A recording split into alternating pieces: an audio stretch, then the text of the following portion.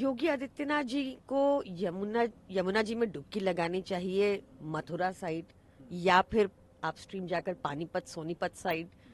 और रज्जो, तू यहाँ? तू आज काम पे भी नहीं आई? आज मन्नू की स्कूल की बस लग गई है ना, इसलिए इसको छोड़ने आई थी। स्कूल की बस? पर तेरा मनु तो सरकारी स्कूल में पढ़ता है ना? हाँ जी दीदी, अब सरकारी स्कूलों में 200 बसें चल पड़ेंगी, जिसका फायदा मेरे मन्नू जैसे 10,000 बच्चों को होगा। सरकारी स्कूलों नू भी बहुत शानदार बसां असीं देवांगे। पहले बैच वास्ते 20,000 बच्चे दा असीं प्रबंध कर रहे हैं।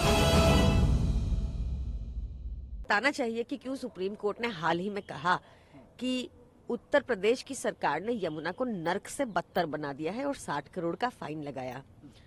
उनको बताना चाहिए कि नमामि गंगे प्रोजेक्ट में 40,000 करोड़ खर्च करने के बाद भी क्यों इलाहाबाद हाई कोर्ट ने कहा कि नमामि गंगे प्रोजेक्ट को मात्र पैसे भर बांटने की मशीन बना दिया गया है और गंगा मैया और प्रदूषित हो गई।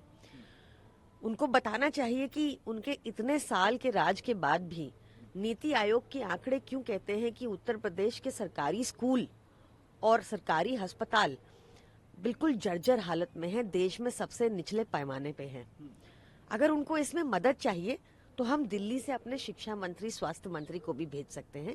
जिस तरह उन्होंने दिल्ली में बेहतरीन काम किया पिछले 10 साल में इन 2 क्षेत्रों में, वैसे ही वो यूपी का भी रेवोल्यूशनराइज कर सकते हैं।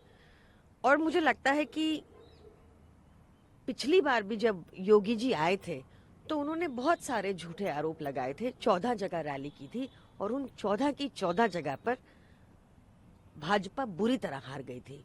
दिल्ली की जनता को पता है कि एक ईमानदार नेता ही हो सकता है, अरविंद केजरीवाल जी जैसा, जिसने जो काम किए वो बताए और जो अधूरे रह गए वो भी बताए। योगी जी ने आज दिल्ली आकर कहा कि उन्होंने यूपी में कानून व्यवस्था सुधार दी। मैं मानता हूं कि दिल्ली की कानून व्यवस्था बहुत खराब है। दिल्ली में 11 गैंगस्टर पूरी दिल्ली पर कब्जा किए हुआ है। यूपी में उन्होंने गैंगस्टरों को खत्म किया, लेकिन दिल्ली में गैंगस्टर खुलेआम घूम रहे हैं, फायरिंग हो रही है, महिलाएं घर से बाहर नहीं निकल सकती हैं। लेकिन कानून व्यवस्था अमित शाह के अधीन आती है। मेरे को लगता है योगी जी को अमित शाह को गाइड करना चाहिए। जी बिल्कुल, अमित शाह जी तो बिल्कुल ही टोटल फेलियर रहे हैं as a home minister, as a Delhi की कानून व्यवस्था संभालने के लिए भी। दिल्ली में आज 11 गैंगस्टर्स का गैंग्स का कब्जा है।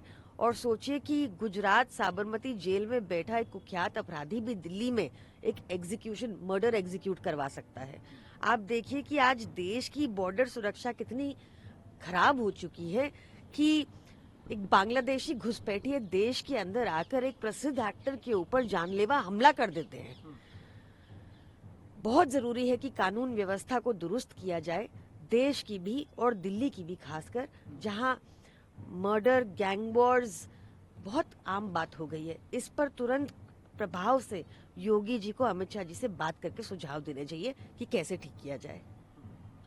जेपी नड्डा ने घोटालों की बात करी, शराब घोटाले की बात करी, जल बोर्ड घोटाले की बात करी और मोहल्ला क्लिनिक की बात करी कि 65,000 टेस्ट जो है फर्जी हुए। मैं बतौर स्वास्थ्य मंत्री कह सकता हूँ। देखिए, भाजपा की आदत है कि वो झूठ बोलती है, झूठ बोल के भाग जाती है। वही घिसे पिटे आरोप जो कभी भी कोर्ट में खड़े नहीं हो पाए, जो कभी भी कोर्ट में प्रूव नहीं कर पाए।